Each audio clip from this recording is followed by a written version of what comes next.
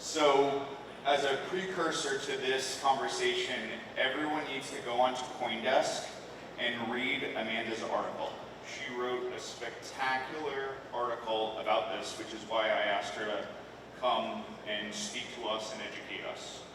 Do you want to give us kind of just an overview? I know this is probably been spoken about ad nauseum, but just kind of an overview of what happened and then dig into the article?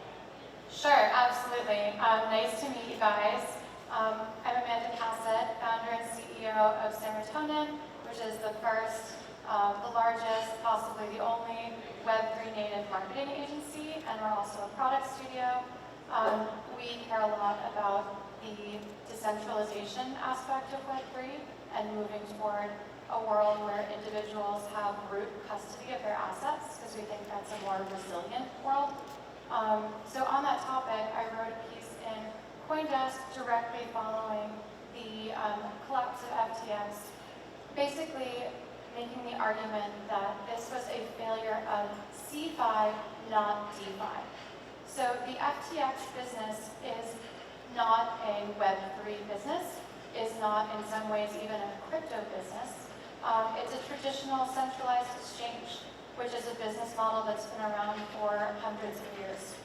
And what was innovative about it, in addition to other centralized exchanges, is that it allowed users to get access to exposure to crypto assets, but it didn't enable those users to actually have root ownership of those crypto assets, which obviates one of the main benefits of crypto assets, which is the potential for root ownership.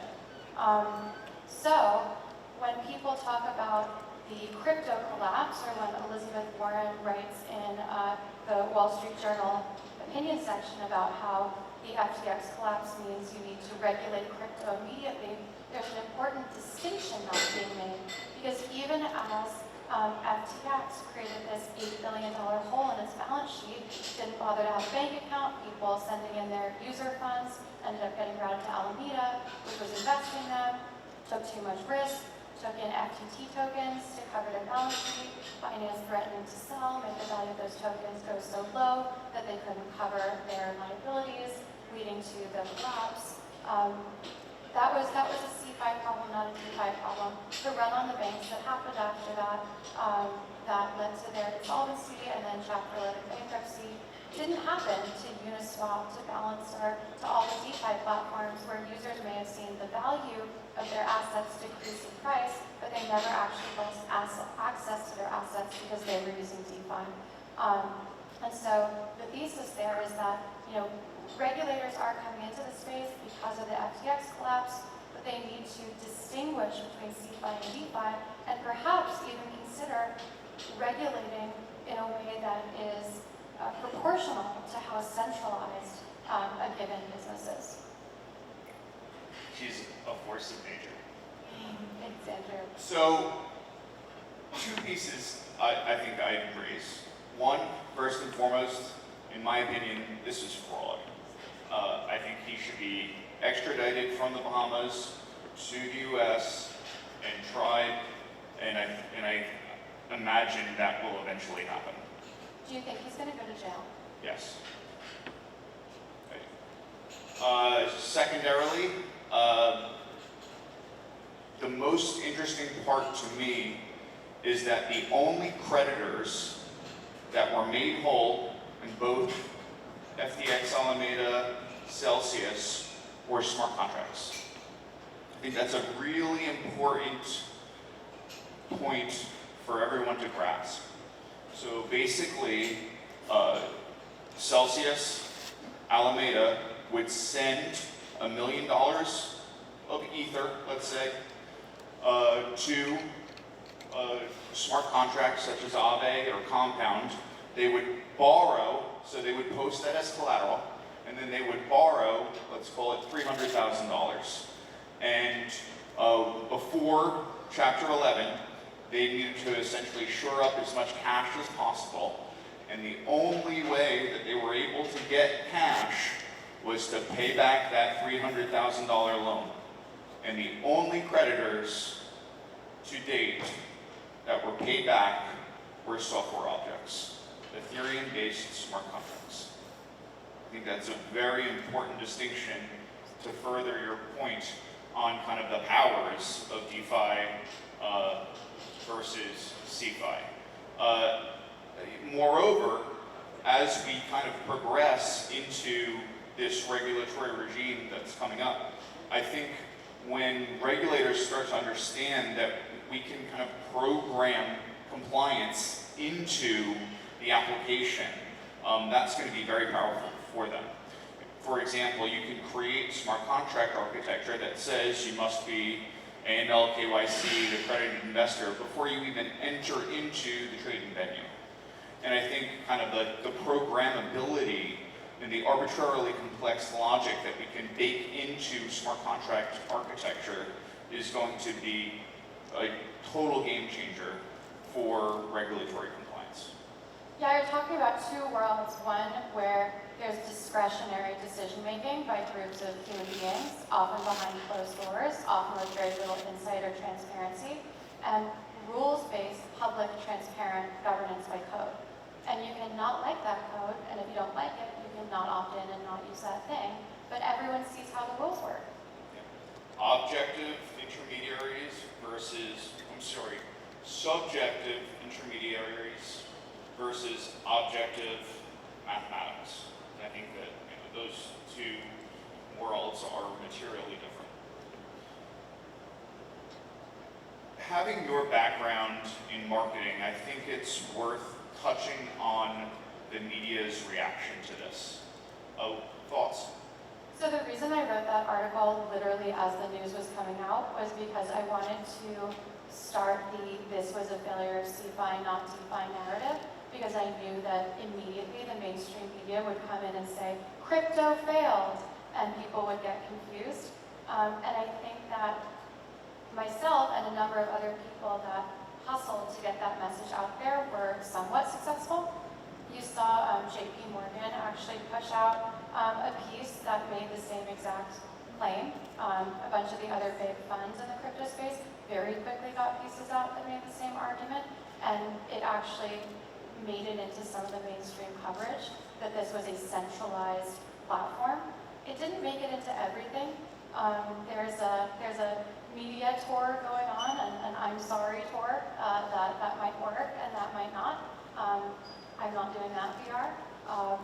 But I think it's just really important that we encourage, that we as people who care about crypto and Web3 and the opportunities for prosperity that it offers, and also opportunities for inclusiveness and fairness and access, that we push out a message that's about nuance, that's about, these things are different, because we see a lot of conflation. And I think a great example of that conflation is that Elizabeth Warren op-ed in the Journal, actually, where she conflates some of the proposals about regulating DeFi with the need to regulate crypto writ large as a result of FTX. And that's exactly what we're fighting against narratively. I was amazed at how empathetic the media was initially to this whole occurrence, and I feel like it was actually a lot. 100%. So I ran 2 Twitter polls on my Twitter right after this happened. One is, do you think FTX is going to go to jail? And the other was, do you think if anyone else did the same thing that they would go to jail? And it was actually 53% said that FTX was not going to go to jail, and 97% said that if someone else had done the same thing, that they would go to jail. And that, if it's correct, is the failure of a subjective, discretionary system that depends on individual people's relationships and influence with each other rather than rules-based logic. And the reason why the US has been such a prosperous location for business is because unlike some of the more authoritarian dictatorship style countries in this world, there's rule of law. And so people want to put their businesses where there's rule of law, where everyone is subjected to the same rules, where things are fair. And so the more we can keep things like that, the better for our business. Totally. Lastly, political donations. Do we think that political donations, it's no surprise, SBF was or FTX was the person or the entity was the largest donor in the last election cycle? The person. Yeah, he was one of the top. I think he was the second after Soros.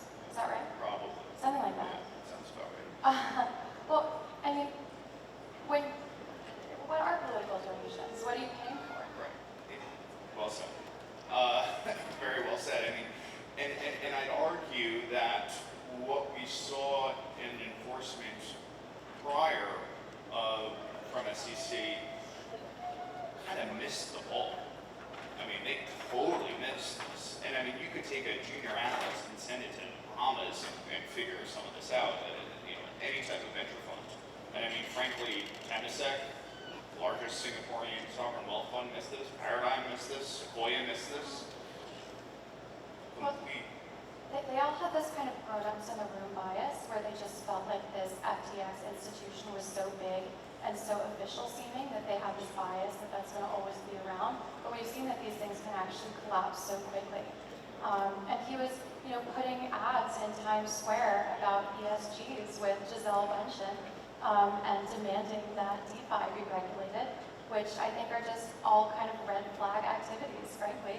A lot of the folks in the industry that would call for DeFi regulation are themselves incumbents that would benefit from it because DeFi is actually a competitor to CeFi. And so a lot of the regulation coming into the space is in the name of consumer protection. Well, DeFi platforms actually protected consumers throughout the collapse. And what they really want isn't consumer protection, it's incumbent protection. So, I think someone once told me, you do the business you should do, not all the business you can do. It helps you sleep better at night, helps you spend more time with your family. That's the kind of wisdom that was imparted upon me, and that's kind of my last closing thought. Yours? Last closing thought. DeFi over CeFi, every day of the week. We'll see it continue to happen. DeFi platforms will continue to occasionally have bugs or get hacked, but it's nothing that is untransparent or invisible. And I think we need to move toward a rules-based system that's fair and transparent. Amen.